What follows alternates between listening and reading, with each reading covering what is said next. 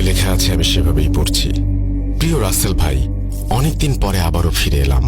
জানি ভালো আছেন বরাবরের মতোই। বলছিলাম দীপ্ত, সিলেট থেকে। বর্তমানে আমি ভূত.কমের একজন অফিসিয়াল স্টোরি টেলার। প্রথমে আপনাকে ও ভূত.কমের শ্রোতা বন্ধুদের জানাচ্ছি নতুন বছরের অনেক অনেক শুভেচ্ছা। আশা করি নতুন বছরটা সকলের ভালোর মধ্য দিয়ে যাবে।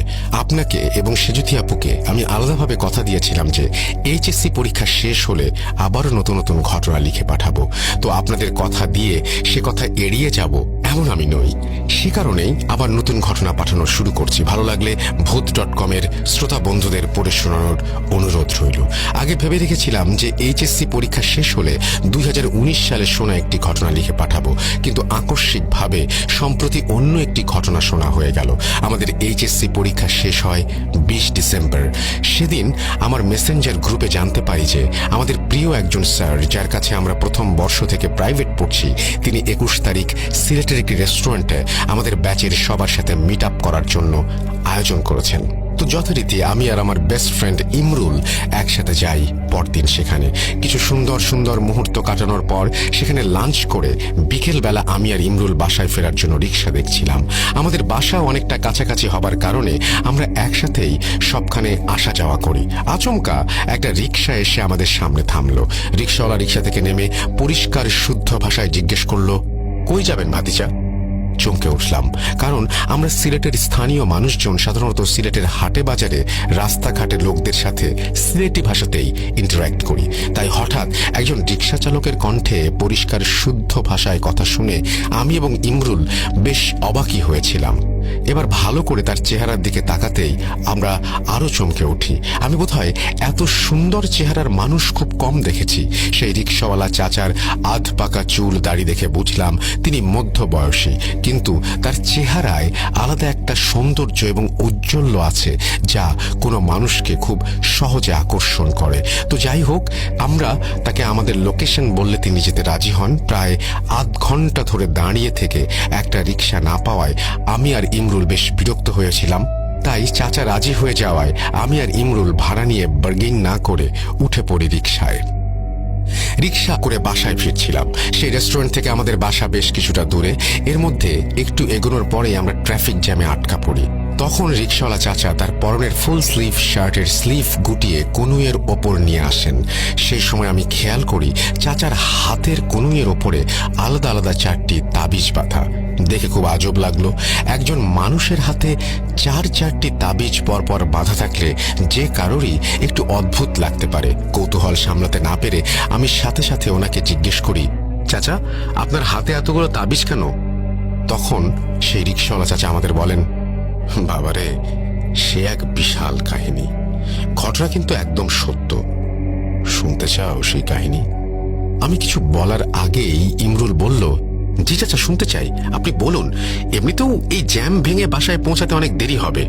তখন চাচা আমাদের সাথে তার জীবনে ঘটে যাওয়া এক ভীষণ আশ্চর্যজনক সত্য ঘটনা শেয়ার করলেন। আমি কিন্তু তখনও পর্যন্ত বুঝতে পারিনি যে এর সাথে অলৌকিক কোনো কিছু সম্পর্ক আছে। ঘটনা শুনে আমি বড় তাজ্জব বনে গিয়েছিলাম। ঘটনাটি হয়তো অতটা ভয়ের নয়, কিন্তু এর সাথে অতি প্রাকৃত জগতের যোগ আছে। তাই ঘটনাটি শোনার পর ভূত.কমে পাঠাবো বলে ঠিক করি। চাচা শুদ্ধ ভাষায় কথা বলতে থাকলেও তার কথায় কিছুটা আঞ্চলিকতার টান ছিল, যেটা অনেকেরই থাকে। তো আমিও চেষ্টা করেছি অনেকটা সেভাবেই লেখার। সিলেট শহরের একটি ব্যস্ত সড়কের ট্রাফিক জ্যামে একটু একটু করে এগোতে এগোতে সেই রিক্সাওয়ালা চাচার মুখ থেকে শোনা ঘটনাটি এবার শুরু করা যাক। শব্দ চয়ন ও বানানে কোনো ভুল থাকলে আমি তার জন্য আন্তরিকভাবে দুঃখিত। চাচা বলতে শুরু করলেন,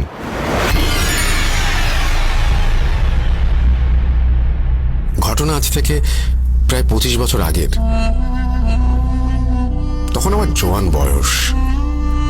এখন আমাকে যা দেখতেছ, যৌবনকালে আমার চেহারা সুরত এর থেকে আরো সুন্দর ছিল। 10 গ্রামের লোকে আমাকে চিনত। যেই আমাকে দেখতে আসতো বলতো আমি নাকি দেখতে রাজকুমারের মতন। তখন শরীর স্বাস্থ্যও খারাপ ছিল না, নিয়মিত খেলাধুলা করতাম। আমার মা বাপ কোনো কালেই আমাকে খারাপ ব্যবহারের শিক্ষা দেয়নি। সব মিলিয়ে আশেপাশের সবাই আমাকে বেশ পছন্দ করত। আমি নিজেও তাজ্জব হয়ে যেতাম। আমার প্রতি আল্লাহর এই দানের জন্য। কিন্তু আমার এই মূল্যবান সম্পদ, আমার এই সুন্দর চেহারা যে আমার জীবনের সবচাইতে বড় অভিশাপ হয়ে উঠবে, সেটা আমি কোনোদিন স্বপ্নেও ভাবিনি। আমার বয়স তখন 20-22। আমার বড় আপার বিয়ে হয়েছিল অনেক আগে। আমার ছোট বোনের বিয়ে হয় সেই বছর। তখন ছিল শীতকাল। একদিন পাশের গ্রাম থেকে বড় এক টুর্নামেন্ট খেলার জন্য ডাক আসে। যেহেতু খেলায় জিতলে প্রাইজ মানি পাওয়া যেত, তাই আমিও রাজি। যথারীতি ফুটবল ম্যাচ খেলার পর সেই ম্যাচ জিতে টাকার ভাগ বুঝে নিয়ে বাড়ি আসতে আসতে অনেক রাত হয়ে গিয়েছিল। একে তো শরীর কাঁপানো ঠান্ডা, এর উপরে এমন ঘন কুয়াশা পড়েছিল যে 1 হাত দূরের জিনিসও ঠাহর করা যায় না। আধার রাতে ঠক ঠক করে কাঁপতে কাঁপতে বাসায় আসছিলাম। পথে বেশ বড় বড় অনেকগুলো গাছ ছিল। ওই গ্রাম প্রায় পার হয়ে আমাদের গ্রামে চলে আসছিলাম আমরা। সেই সময় এক অশ্বত্থ গাছের তলে আসার পর হঠাৎ করেই কড়া সুগন্ধে চারিদিক ভরে যায়। সঙ্গে সঙ্গে এক ভীষণ মিষ্টি নারী কণ্ঠ আমার কানে ভেসে আসতে থাকে। পরিষ্কার শোনা যাচ্ছিল না, কিন্তু আমার কাছে মনে হলো কোনো মেয়ে আমার নাম ধরে ডাকছে পেছন থেকে। মনে মনে বেশ ভয় পেলাম, কিন্তু পেছন ফিরে তাকাই না। কারণ ছোটবেলা থেকেই শুনেছি রাতের বেলা কেউ পেছন থেকে ডাক দিলে ঘুরে তাকাতে নেই, তাকালে বড় বিপদ হবে। শুরু করলাম দৌড়। ঘরে আসার আগ পর্যন্ত দৌড় থামিয়েই নাই। বাসায় যাওয়ার পর আমি ভয়ে কাউকে কিছু বলতে পারিনি।